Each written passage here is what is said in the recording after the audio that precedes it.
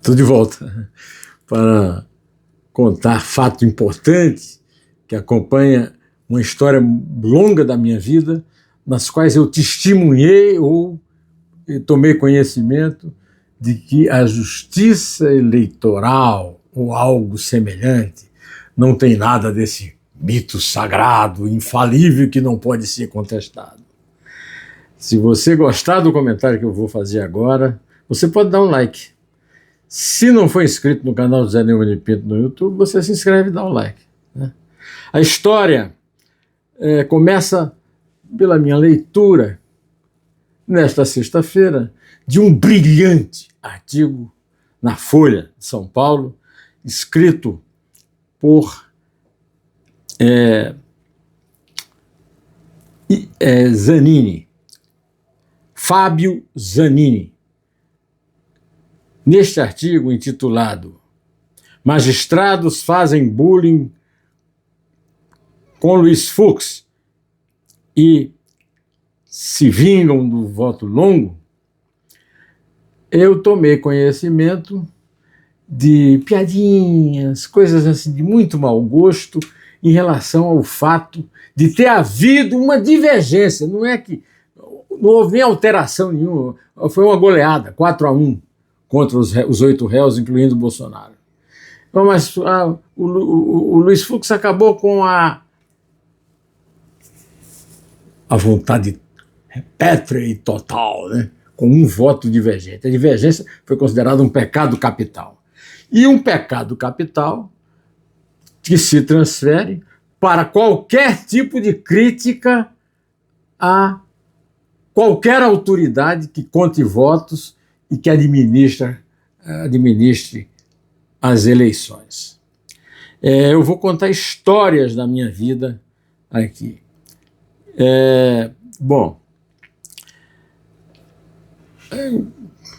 A partir de uma parte de Alexandre de Moraes ao voto de Carmen Lúcia, eu tomei conhecimento da inclusão no processo de cenas em que a justiça eleitoral brasileira é xingada. E eu fiquei assustado porque eu não tenho nenhuma visão de santidade em qualquer justiça eleitoral, em qualquer autoridade eleitoral do mundo, e vou dar exemplos disso aí. Outros apartes também foram feitos pelo Flávio Dino, pelo próprio Alexandre de Moraes e pelo Zanin, pelo Cristiano Zanin. Pois bem, eu quero contar a vocês fatos históricos, alguns dos quais eu testemunhei ou dos quais participei. Por exemplo, meus caros amigos, eu participei da cobertura histórica do Jornal do Brasil, na qual o Leonel de Moura Brizola ganhou a eleição do candidato oficial da ditadura, que era o Wellington Moreira Franco. Brizola de volta do exílio, o Golbery tinha tomado o PTB dele, dado a Ivete Vargas, e Brizola fundou o Partido Democrata do Trabalho e se candidatou à eleição de governador no Rio e enfrentou uma dura campanha, e essa dura campanha esteve para ser decidida por um escândalo, o famoso escândalo do Proconsult. O Proconsult era uma empresa de dados, de coleta de dados por computador, presidida por um sujeito chamado, era um militar chamado Arcádio Vieira.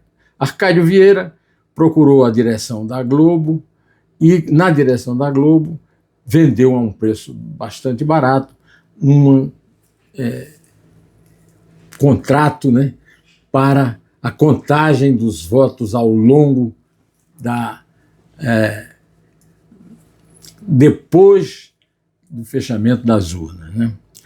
O Arcádio Vieira, na ocasião, procurou o Paulo Henrique Amorim, que era editor-chefe do Jornal do Brasil, e o Paulo Henrique, num gesto, num discursinho de alta sabedoria e até de profecia, não aceitou e preferiu gastar mais contratando um matemático para fazer a cobertura da contagem dos votos a partir de um dado matemático irreversível, que era das zonas eleitorais.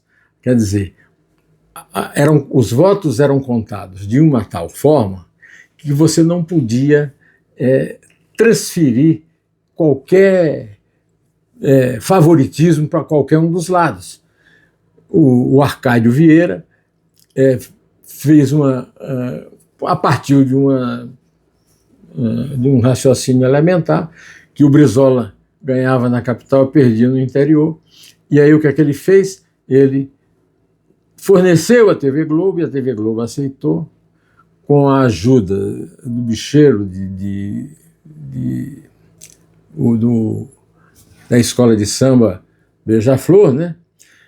Para dar a impressão de que, sendo uma eleição apertada, mas o Brizola estava perdendo ao longo da contagem. A Rádio JB adotou um sistema matemático pela contagem proporcional, quer dizer, você contava os votos proporcionalmente o total do voto do Estado e não a partir dos votos da capital, etc. e tal, para evitar exatamente esse tipo de transferência. Esse fato foi denunciado ao Brizola, que convocou a imprensa internacional, deu uma entrevista coletiva, denunciando que estava sendo garfado pela ditadura, e todo o rebuliço provocou uma vitória apertada, mas uma vitória do Brizola e a derrota do Moreira Franco. Eu fiz parte da equipe que o Paulo Henrique levou para o Rio de Janeiro para fazer essa cobertura, fazer um caderno especial dessa cobertura, sob a chefia dele mesmo e do editor de política do Estadão na época, o Carlos Absalão. Pois bem, dessa tentativa de fraude foi vítima o Homero Casa Sanches, El Brujo, que era o homem, o grande pesquisador das novelas da Globo. As novelas da Globo eram escritas a partir de pesquisas feitas pelo Homero de Castro. E um telefonema dele para o Brizola, alertando para a possibilidade de fraude, foi capturado pela segurança da Globo, levado aos patrões, e ele foi demitido, né? Então é a primeira história que eu tenho a contar. O famoso escândalo Proconsult foi quem inspirou os defensores do voto no computador para evitar fraudes que eles achavam que só podia acontecer se fossem contagem de voto em papel. Mas não é bem assim, né? De qualquer maneira, o que aconteceu é que o Brizola ganhou a eleição, governou o estado do Rio, e a fraude foi completamente... Mas eu quero lembrar a vocês o seguinte: no domingo posterior à eleição, ou seja, uma semana depois da eleição, o Paulo Henrique Amorim deu um jantar na casa dele para a equipe que fez essa cobertura, e eu estava lá. E quando eu voltei para o hotel, eu encontrei a manchete do Globo ainda dando o Brizola na frente, na contagem, quando, pela contagem da Rádio JB, já dava a vitória ao Brizola.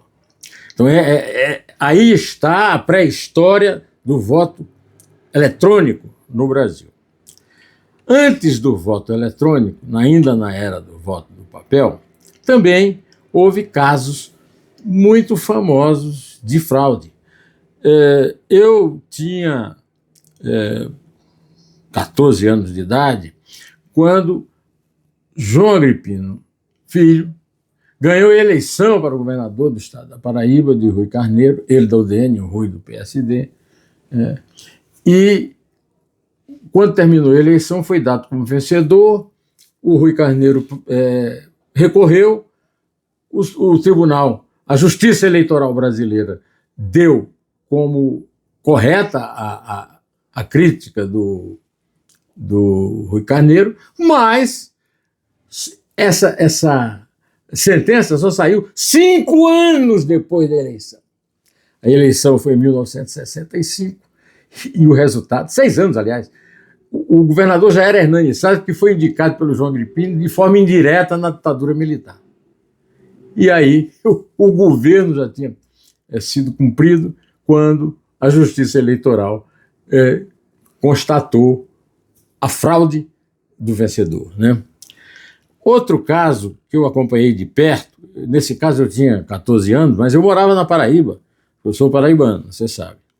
Outro caso muito famoso é o caso de 1990, em Curitiba.